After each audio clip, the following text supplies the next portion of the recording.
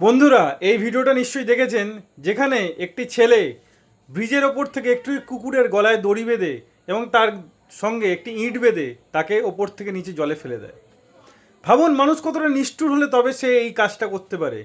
এই ছেলেটি কাউকে মারতে 1 মিনিটও ভাববে না, সে যে কারোর প্রাণ নিয়ে নিতে পারে।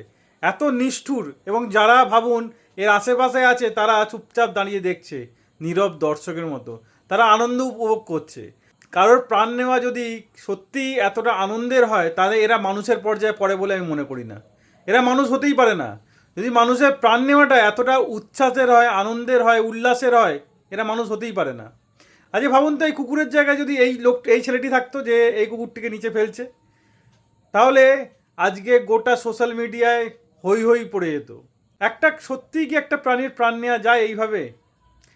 এই ছেলেটির যেরকম বাঁচার অধিকার আছে পৃথিবীতে, এই প্রাণীটারও ঠিক ততটাই বাঁচার অধিকার আছে পৃথিবীতে। এই ছেলেটা হয়তো ভুলে গেছে সেটা। তো শুনলাম এই ভিডিওটা নাকি বাংলাদেশের। এটা বাংলাদেশের হোক আর পৃথিবীর যে কোনো দেশেই হোক না কেন, সোশ্যাল মিডিয়ার অনেক পাওয়ার। অবশ্যই ছেলেটার অবিলম্বে শাস্তি হওয়া উচিত, যাতে আর কেউ এই কাজটা করার আগে 10বার ভাবে। কোনো প্রাণীর প্রাণ নিয়ে নেওয়া এতটাই সোজা নয় যে কারোর প্রাণ নিয়ে নেবে আবার ক্যামেরা বন্দি করবে। একটা মানুষের প্রাণ যতটা দামি, একটা অবলা প্রাণীরও প্রাণ ততটাই দামি। অবিলম্বে এর শাস্তি হওয়া উচিত।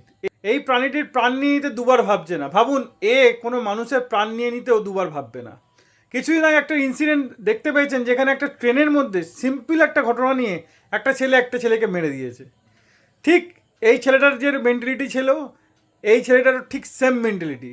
এই মেন্টালিটিতেই সে একজনের প্রাণ নিয়ে নিচ্ছে এবং উল্লাস করছে। ভাবুন কতটা নিকৃষ্ট মনের হলে তবে সেই কাজটা করতে পারে। আপনার যদি ভিডিওটা দেখে সত্যিই বুকে একটুও কষ্ট হয়ে থাকে, তো ভিডিওটি অবশ্যই সবার সঙ্গে শেয়ার করবেন, যাতে ছেলেটার যেন অবিলম্বে শাস্তি হয়।